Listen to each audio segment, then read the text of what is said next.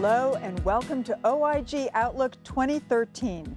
I'm Roberta Baskin, Director of Media Communications for the Office of Inspector General. Consider this: healthcare expenditures account for nearly 25% of the federal budget, so the ability to maintain effective oversight of healthcare programs is crucial. Any one investigation can result in millions, even billions of dollars returned to taxpayers. Over the next 30 minutes or so, I'll be talking to our senior leadership about the 2013 work plan and about OIG priorities for the year ahead. First, a message from our Inspector General, Dan Levinson. Hello and welcome. One of the key missions we undertake at the Office of Inspector General is to fight fraud, waste, and abuse in health and human services programs. We also recommend ways to make these programs more efficient and effective. By doing so, we protect the millions of Americans who rely on these programs and the investment of our nation's taxpayers. We carry out this mission with a nationwide team of professionals with specialized expertise in auditing, criminal investigations and enforcement, program evaluation, compliance, and data analysis. In just a moment, our senior executives will provide the details on OIG's priorities over the coming year, our areas of focus, and the trends we see developing. For more than 30 years, our commitment to this mission has remained unwavering. But over time, our responsibilities have increased, and our priorities have expanded as healthcare programs and practices evolve. And change in healthcare is more dynamic than ever. Electronic medical records can improve quality of care and efficiency and help us uncover cases of fraud and abuse. At the same time, we must guard against the use of electronic records to cover up crimes. We must also be alert to cybersecurity threats. Targets can include medical records and also online payment systems. Medicare and Medicaid are testing new ways to improve quality of care and reduce costs through better care coordination, health information technology, and evidence-based medicine. We're using more sophisticated tools to protect Medicare from fraud, waste, and abuse. For example, OIG routinely analyzes data to discover new trends in criminal behavior, and we're working to prevent payment errors and keep unscrupulous providers out of the Medicare program. As HHS programs continue to change, so will the way we conduct our business. But we have to rely on you as well. We share a common goal of making our healthcare programs work efficiently and effectively, and your engagement matters. Now stay tuned for our presentation. We hope you'll find it interesting and informative.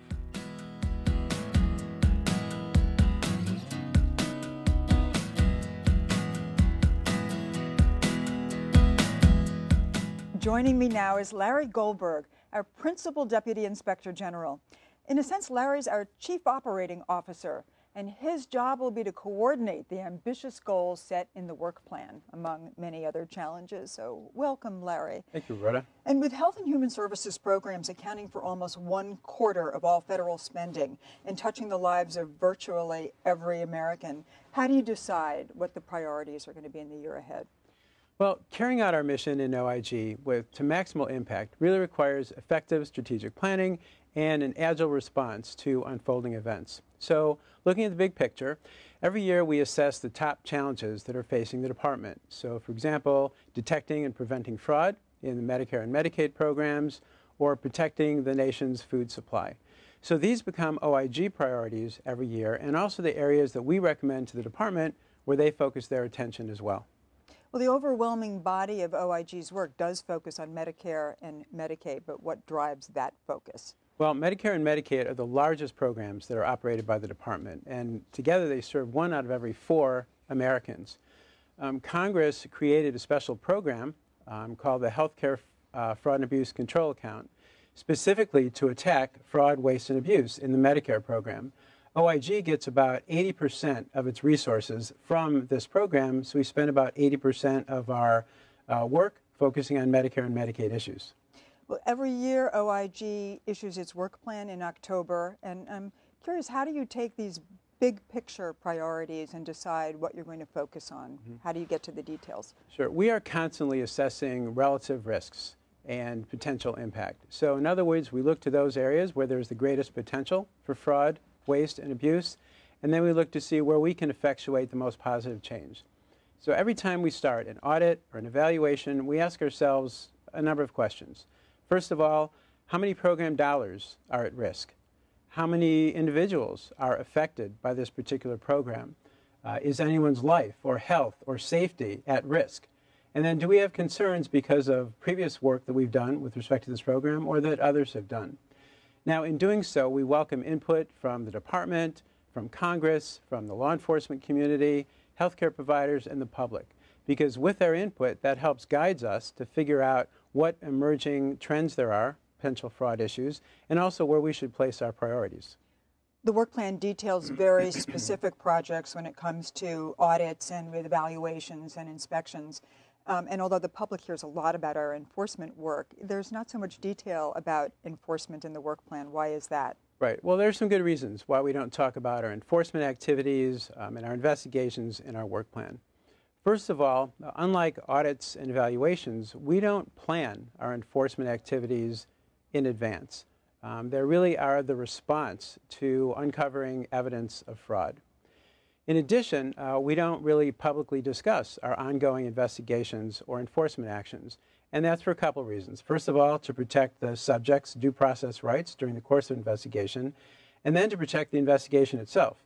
If we're to be out there saying Dr. X is under investigation, that could potentially compromise the investigation, lead to the destruction of evidence, and we might have an undercover operation going on in that case as well.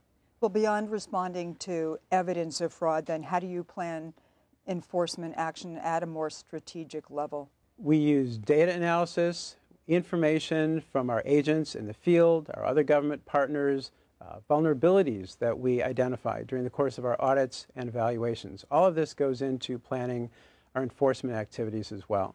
So, for example, we established Medicare fraud strike forces along with the Department of Justice in 9 locations that are really fraud hotspots. And based on our data analysis and information from our agents, we figure out what the emerging fraud trends are, and then we deploy our resources accordingly. We also very recently have focused on fraud by government contractors and grantees. Larry, what do you see as the work plan's usefulness for various audiences, and are there any other resources that you want to highlight? We recommend to our stakeholders that they use our work plan as a roadmap to see where it is the OIG is focusing our attention. So whether it's an HHS grantee or a healthcare provider or someone subject to HHS regs, we recommend that people look at the questions we are asking in the work plan.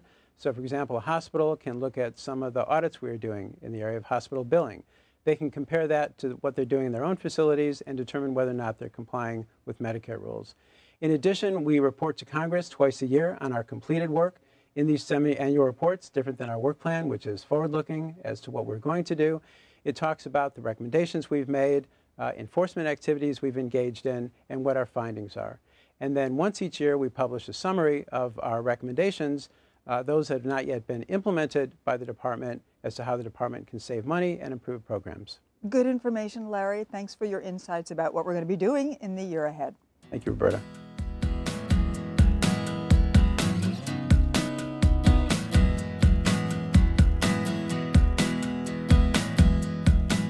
Leading the Office of Audit Services with 600+ auditors, the largest civilian audit organization in the federal government, is Gloria Jarmon, Deputy Inspector General. And welcome, Gloria. I know that improper payments is a priority issue in the federal government and especially in Health and Human Services. Why is that?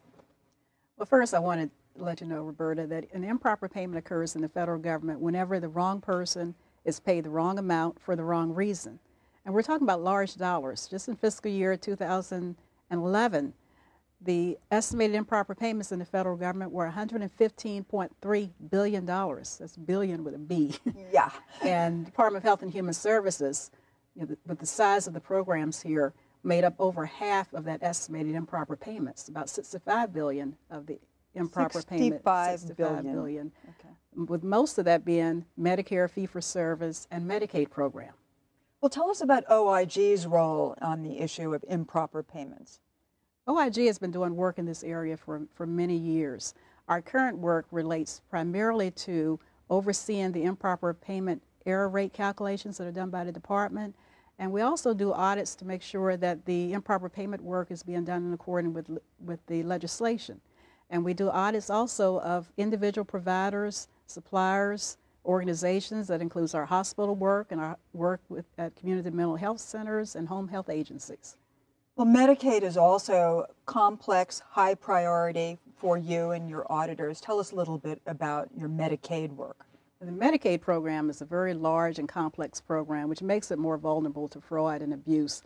Medicaid insures about 62 million low-income individuals. And the size of the program is funded both by the federal government and by state government. In 2010, the federal share was about $263 billion, again with a B, and the state share was $126 billion. And we've been doing work in this area for a long time. A lot of our recommendations have been to the Center for Medicare and Medicaid Services, CMS, where we have asked them to revise their regulations so that the Medicaid rates paid to state-operated centers are based on the actual cost. Our recent work in New York on developmental centers showed that if that had happened in 2009, the amount that the federal government would have paid would have been about $700 million less than what was paid. You only deal with very big numbers. Very big numbers. What are some other arenas where you're looking at significant cost savings? Okay, we're also doing work related to durable medical equipment and supplies. This includes motor wheelchairs and also includes lower limb prosthesis. And some of the work that we've done there recently have showed that if the rates for that Medicaid pays for test strips had been done based on competitive bids and using manufacturer rebates. These are the diabetic testing strips. These are the diabetic testing strips. Medicaid would have saved about $8 million in 2009. And so we're also looking at other states, and we're also looking at other medical supplies and equipment. I know that grants oversight is becoming a bigger challenge and a bigger arena for you in oversight. What are your auditors doing in terms of grants oversight? Well, HHS is the largest grant-making agency. And in 2013, we're planning to do even more work looking at the grant programs where we found some internal control problems. We'll be looking at AIDS relief. We'll be looking at areas at colleges and universities where there's a lot of grants that are received, and subsidized child care. And in cases when we do grant work and our auditors and evaluators find any potential fraud, we always coordinate closely with our investigators and lawyers. Finally, the Affordable Care Act has expanded your bandwidth. So what are you doing in terms of the new programs created by the Affordable Care Act in terms of auditing work? There also, we're trying to focus on areas of higher risk and where higher dollars are involved. And some of the larger federal dollars are going to some of the programs like pre-existing insurance programs, and also programs that relate to employer retirement, reinsurance programs, and they're in the co-op program where loans are being given to nonprofits and health organizations in all the states. And we're also looking at information technology issues because, of course, a whole lot of data is being transmitted, and we want to make sure it's being done as safe and secure as possible. Thank you, Gloria Jarmon. It sounds like you and your auditors have your work cut out for you in 2013. Thank you, Roberta.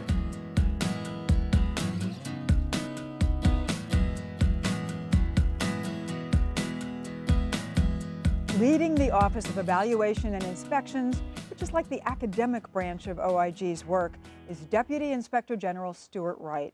And welcome to you, Stewart. And let's just talk about those areas that you're going to focus on in the year ahead. Sure. Thank you for having me. In terms of my office, we conduct studies or evaluations of the department's programs. We approach our reviews by looking for instances of fraud, waste, and abuse, and review programs such as Medicare and Medicaid to ensure that they're working effectively and in accordance with program requirements.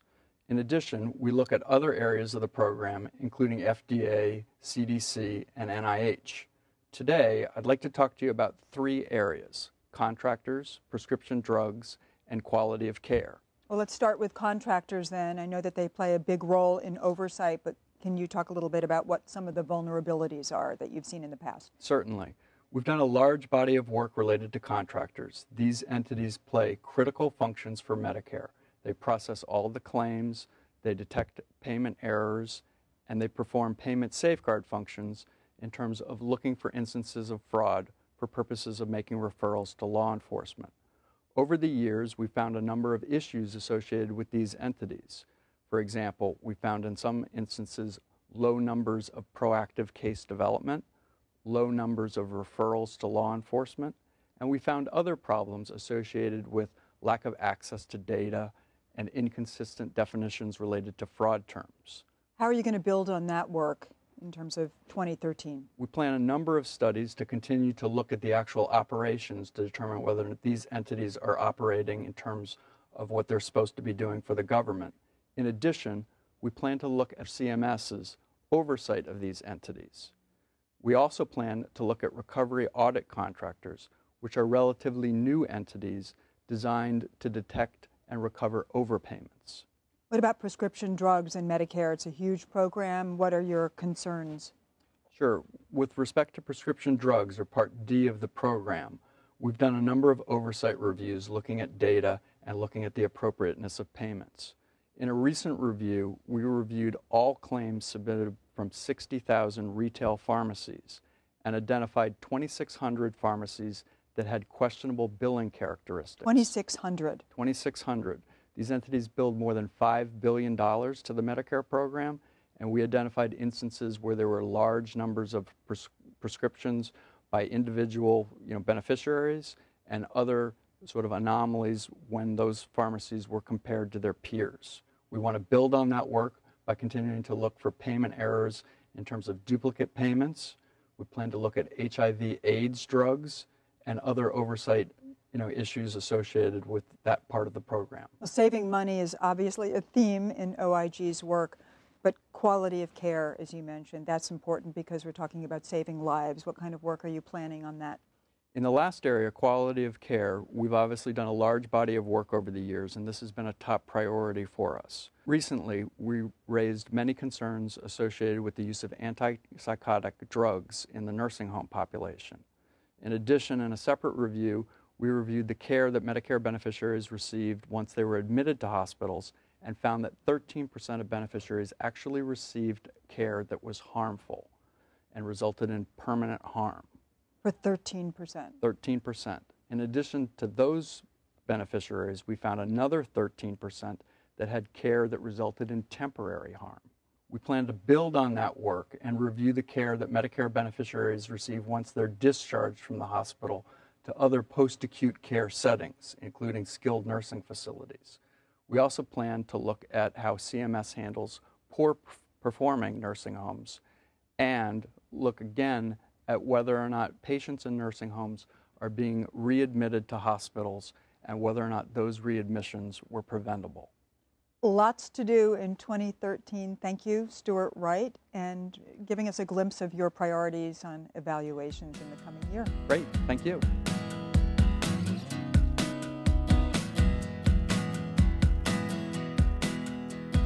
With me now is Garrett Cantrell. Gary's the Deputy Inspector General for the Office of Investigations, the top cop in OIG's law enforcement efforts.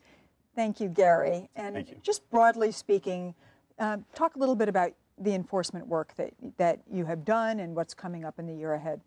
Well, in the Office of Investigations, our primary mission is to investigate, detect fraud against HHS programs. Primarily, that relates to Medicare and Medicaid fraud. And our greatest resource in that fight against fraud are our people. We have over 600 dedicated, resourceful men and women who are expert in this area of investigating fraud related to HHS programs. Well, data analytics also is playing a bigger role along with the people skills that you have with your special agents. Talk a little bit about how the data analysis works and how it's become a bigger part of your work.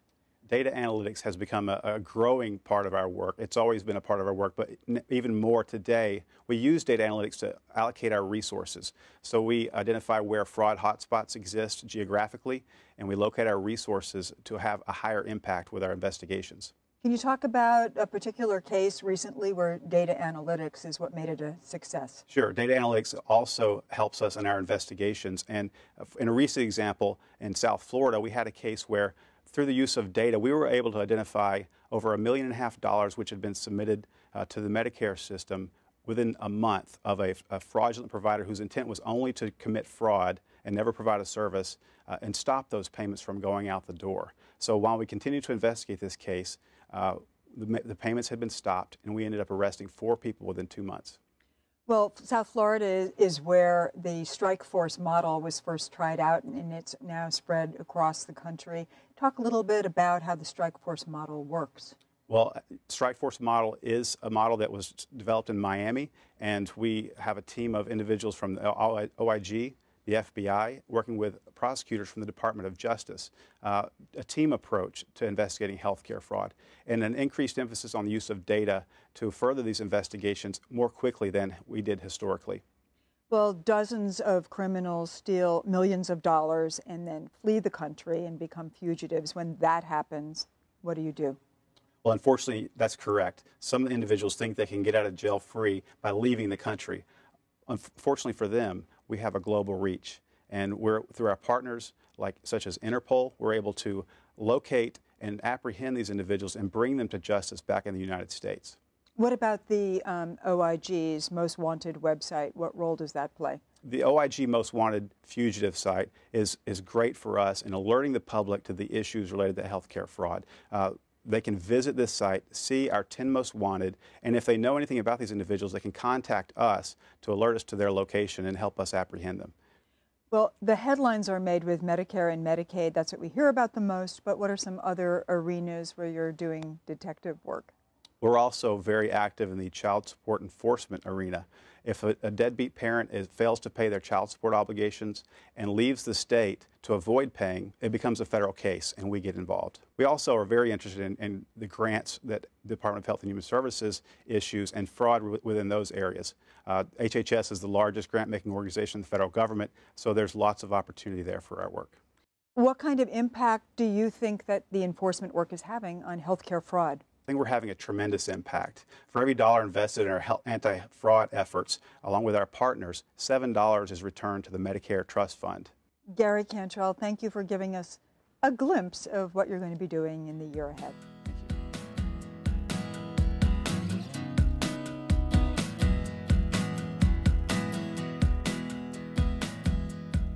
As Chief Counsel, Greg Demske leads a full-service in-house legal counsel to OIG. Let's just talk about a kind of overview of the programs that you do in terms of compliance and protecting healthcare programs.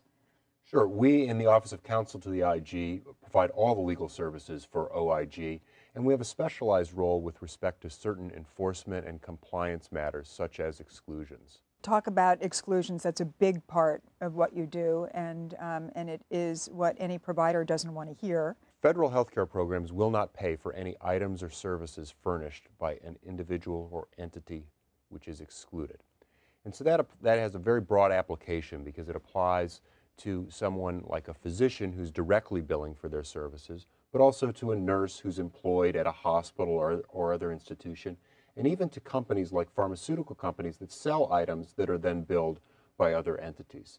So this is very important for us as the government to protect our programs prospectively because we ban that payment, and it basically keeps those untrustworthy people out of our programs. You also play a large role in large settlements with large companies, often pharmaceutical companies. Talk a little bit about how that works. Well, whenever the Department of Justice is pursuing a False Claims Act case to recover money on behalf of the government, we work closely with them and advise them about our perspective about how the case should be resolved. And importantly, we decide how to resolve the exclusion issue in the case. And usually with entities, we decide that the programs and our beneficiaries are better off letting an entity continue to participate in our programs if they agree to certain measures. And we enter into agreements called corporate integrity agreements, or CIAs, that require these entities to have compliance programs and systems and controls and hire an outside entity to monitor their dealings with our programs, and then we monitor whether they're complying with those CIAs. So what's the intended impact of a CIA, and give us an example of a large one that you've had recently and how it works? Sure. CIAs are designed to put the entity at the front line of promoting compliance. And they have to put in certain steps and hopefully put in a culture of compliance that comes from the top of the company. So you're not really thinking about it in a punitive way? No, not at all. The exclusion is a remedy to protect the programs going forward, And when we enter into a CIA, it's the same idea. The punishment takes place with criminal and civil enforcement. Our job is to decide what's the best way to protect our programs going forward. So an example would be the GlaxoSmithKline recent case, and you also had strengthened provisions in your corporate integrity agreement. So talk a little bit about that.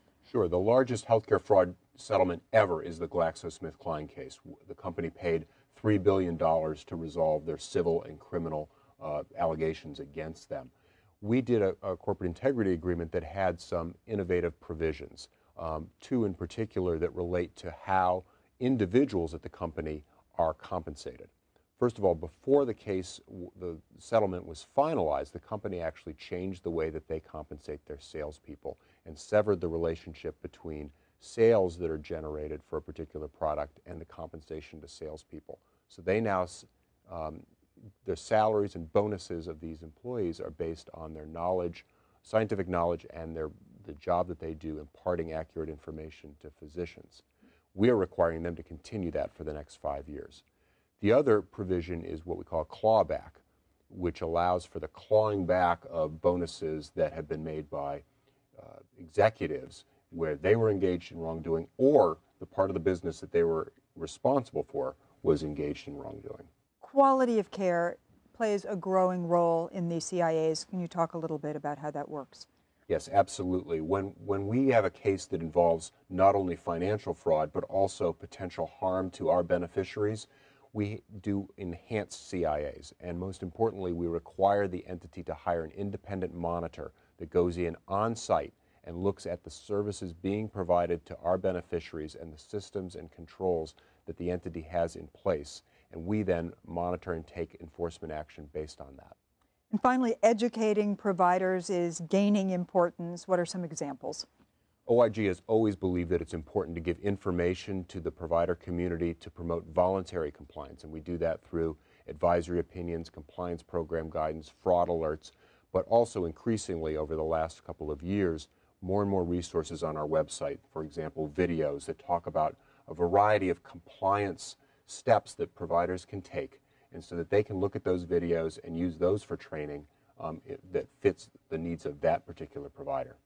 Thank you, Greg Demske, for sharing a little bit about how you're going to promote compliance in 2013. Thank you. We've heard from OIG's leadership reflecting on our mission and work plan in the year ahead. As our Inspector General Dan Levinson said at the start of our program, we want to hear from you. Please visit our website and weigh in on our feedback form. Tell us what you think is important in the healthcare arena. I'm Roberta Baskin. Thanks for joining us.